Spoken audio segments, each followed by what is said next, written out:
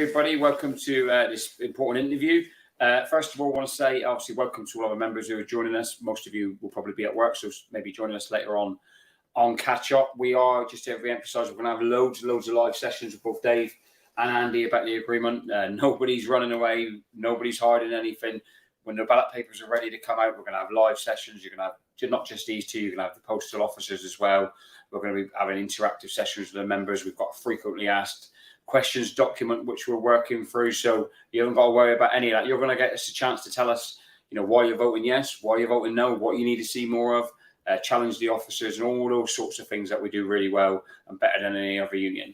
What today's session is about, though, specifically, is the reason why the officers and the executive have taken the decision to suspend the ballot timetable in the national agreement with Royal Mail. A serious decision taken yesterday by the union and communicated to the membership, but we thought it was worth sitting down with Dave and Andy to get a bit more background on why that was, and perhaps put some of the questions that we've seen coming from you in and around the accusations from some of you that we've seen coming in and around that decision. So Dave, if I come to you first, mate, and just say, really give us the background and why the executive felt the need to delay the ballot timetable. Yeah, so look, we want to put the agreement out. We stand by the agreement. We're not in a position where we're walking away from the agreement.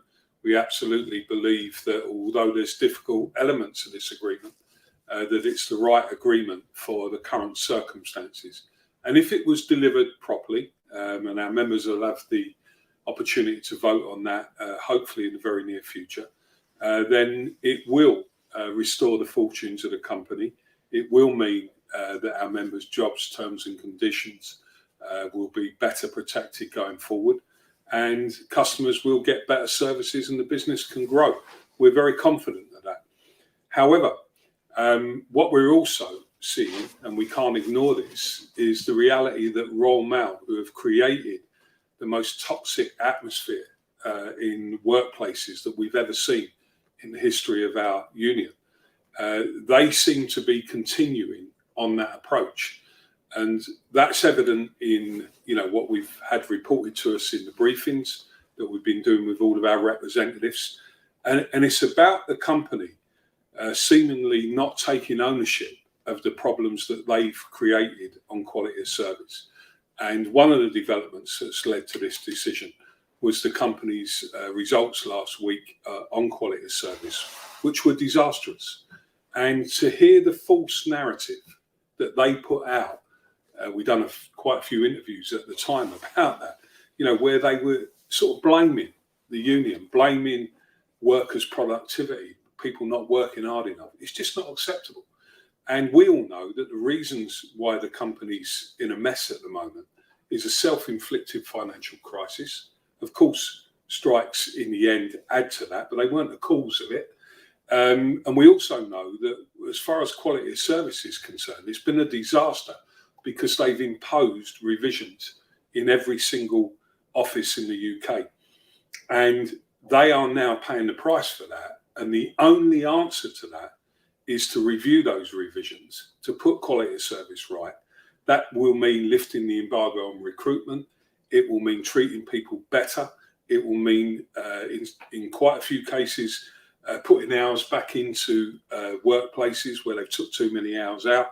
It will mean putting right, genuinely, the problems that they've created. Now, why we're so certain that this is the right decision in the circumstances that we currently face is because the agreement offers the solution. So there's a section of the agreement where the company committed to restoring quality of service, committed to ending USO failures, and we just simply can't let them carry on the way they are.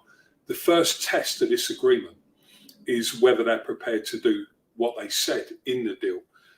And that's what we've said to the company. We've said to the company, we're not putting a timetable on it now. It's up to you as Royal Mail to come back to us. We've written to the company, setting out a whole host of measures that we expect them to implement.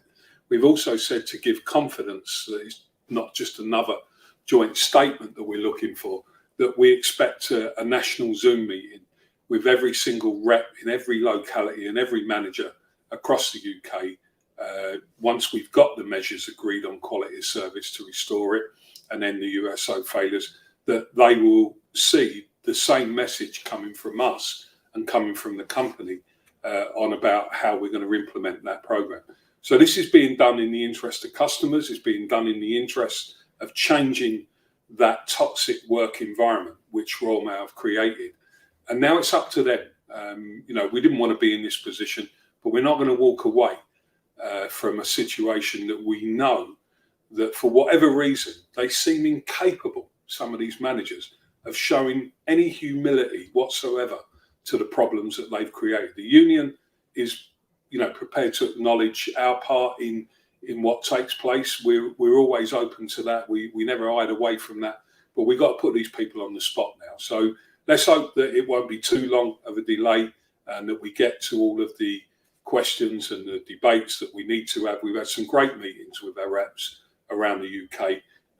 And let's hope that Royal Mail finally see this as a wake-up call, that they've got to change the culture of imposition, the culture of command and control, and this culture of treating our people as though, they're not working hard enough, when clearly, the pressure that the company are putting on people is just too much.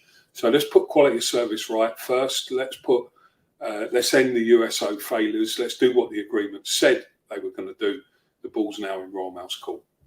Thanks, Dave. Great overview there. Andy, I want to come in. There's a number of questions that have sprung up that I've seen online and come in from our reps and members. One that sort of, obviously some people were saying openly, some of our members, they don't believe that the agreement's good enough. They plan to vote no.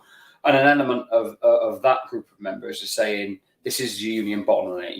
There's going to be a no vote. This is the union attempting to buy time for itself. Like, get on with it, basically. What would you say? Is everything Dave just said not correct there? Is it just this union bottling it because we think there's a no vote coming our way? This union doesn't bottle anything.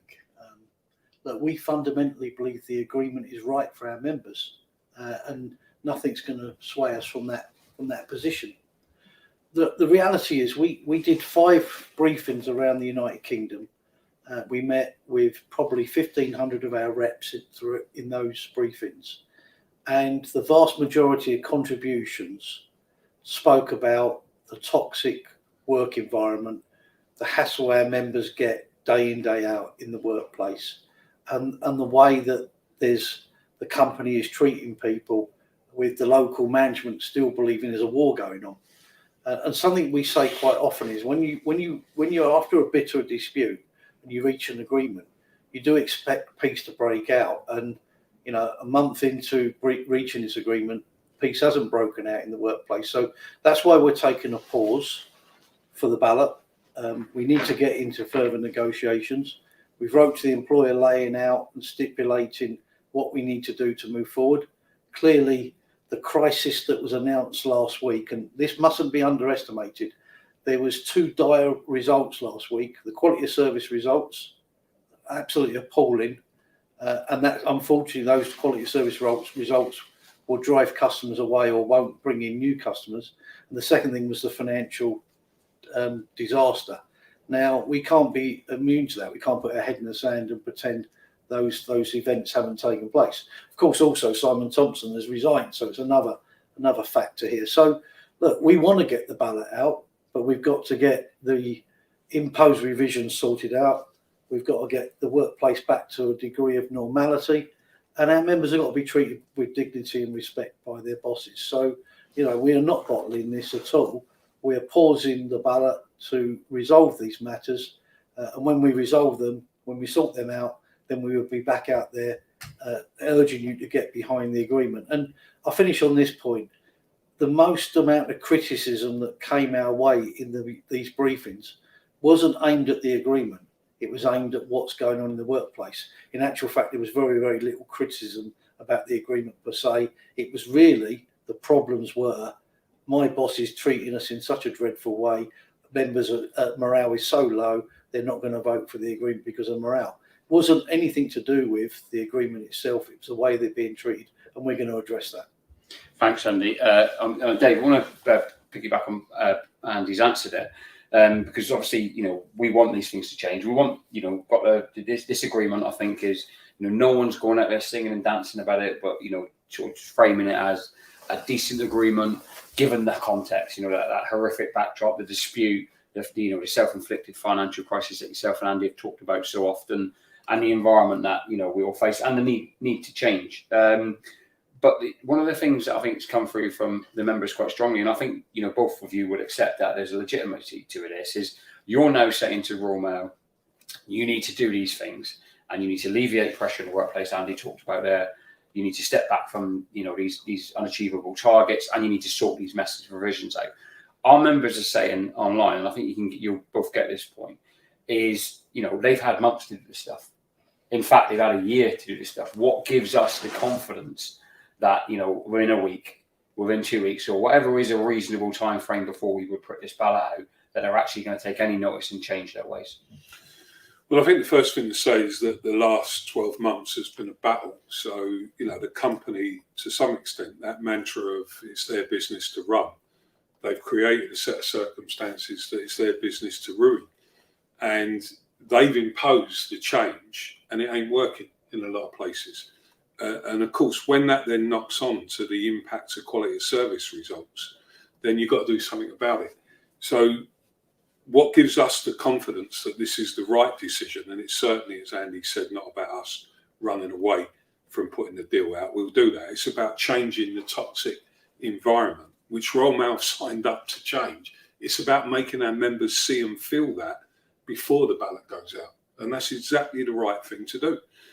So, what gives us the confidence is that neither Royal Mail or us have got anywhere to go in terms of the quality of service issue. We've got to work together to put it right. What we want the company to do is to acknowledge that the way you put it right is you start treating people better in the workplace. And, this is so important that we get this bit right now. So, the confidence comes from the reality that we know this is the right decision to make. We know it's the right agreement, but both Royal Mail and ourselves have got to create a better workplace environment. Now, we can only do that. We stand by everything we've signed up to, but the company have got to show humility. And the leadership of the company, they either don't want to do that, or they seem incapable of changing their mindset. Now, that's up to them. So it's a serious moment in the dispute. It's a position that we're very clear on. We've set it out. But why we believe it will happen is, at the end of the day, we're asking that the company show the members that they're going to approach things differently. Not about what the CWU says. It's about what Royal Mail say and do. And as part of that, we're asking for a national Zoom meeting of every rep, over 1,500 reps, more than that, of every manager coming on a Zoom meeting with us, with Royal Mail's leadership, giving you the same message about how we're going to restore quality of service. And we're giving them the opportunity now to come to the table and put that message together. So that what makes it's the fact that the company can't succeed if they don't put quality service right. They'll never grow revenue in the current environment. So they've got to step up, and we're going to make them do that. Thanks, Dave. Andy, one of the things that's a result of Royal Mail's outrageous conduct over the last year or so is division. People sort of divided on how to resolve the dispute, what's the way out of it. Some of our decent, fantastic, long-serving members even choosing to leave the company. But in that division, you have got people, and we saw that yesterday as well, coming out as soon as we made the announcement to delay the ballot timetable. People saying, "Well, I want the money. I want the vote. I want this to be over." A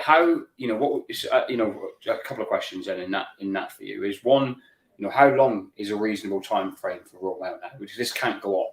People are clearly saying, I've had enough of this. Both sides, people either said, let's get back out on strike, or they're saying, I can't, afford for this to go on mentally or physically. And how do we bring people back together? It's the union's job. It's always our job to unify people. Well, look, I'm confident that our reps and branches will unite behind an agreement, and that ultimately our members will deliver that agreement, and that will help to heal the cracks of division. The reality here is that it's going to take a long time to get over this dispute. This dispute has been the toughest and hardest and most bitter that any of us have experienced, and the problems in the workplace are not going to be resolved overnight. But we're confident that the initial reaction from Royal Mail to the delay of the ballot, the comms they've put out, actually is we're encouraged by relatively. And of course, they've got to back those words up with actions. And that's why when we meet them in the coming days, we will be pulling together an action plan of measures to take forward into the workplace. Because look, we've got to restore quality of service, and we've got to make sure the USO is delivered. So, and that will bring the customers back, and that will then make for a more healthy environment where there can be job security. In terms of members wanting the pay, we just ask you to be a little bit more patient. That you will get a ballot and you will be able to vote on the pay, but pay is linked to change. You can't have pay without the change, and management can't have the change without the pay either. So the two are interlinked. But look, I think in a couple of weeks' time, we will hopefully be in the right position. Things would have started to change. We're seeing some green shoots of improvement in each working place. We've got to get the reps and the management working together on the ground. That's a critical part of our action plan going forward, that the reps start to be treated with respect by their management, and that they can then start to make a difference on these imposed revisions, and people can have a better job going forward. So, watch this space, but we're confident we can resolve this in a few weeks, and let's get that. We want to get that ballot paper out as soon as possible to people so they can get the benefits in the deal.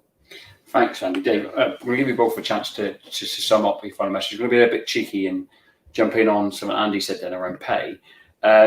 You've both been talking to our local reps at the briefings about the potential, and it came out, on the very day we announced the agreement, actually, about the potential, and you used that word and highlighted that word continuously, both of you, of an additional lump sum payment. That's now sort of wildfire. So on all of our posts now, we post up people asking if there's news. The other thing people have said, so I want to do two things really. One, is there any news on it? And two, some people were saying, like, is this an attempt to bribe the membership to force, an agreement that's not good enough through? So your take on, the potential again for the additional lump sum and where we are with it, and the rationale behind it. I.e., I'm assuming you're not using it to railroad through an agreement. So look, the potential for an additional lump sum is real. It's a conversation that we started with the company back in October. It does rely on other external factors, and we continue to press with the company to find a way forward where we can get additional money to our members. I think what we would accept and the company would accept is that our members deserve more money. So both parties are looking at that now. We can't guarantee it. And, I do want to make this point. We're not doing this delay now because of the potential for an additional lump sum. If we didn't have these quality of service problems, if we didn't have an agreement that said that was the first step of, putting things right, was to restore quality of service, then, we'd be out there with a ballot now. And that comes back to management's attitude in the workplace. So, we hope we can give you some more information on that in the not too distant future. But that won't stop us one way or the other putting out the agreement. What we've got to resolve immediately is the toxic atmosphere in workplaces. And we can't do that without putting the pressure back on Royal Mail. They've signed up to working together in a way that introduces change by taking the workforce with us. What it's about is what our members are seeing and feeling. And we get both sides of it. We get those who are saying, let's go out and have another strike. That's not our view.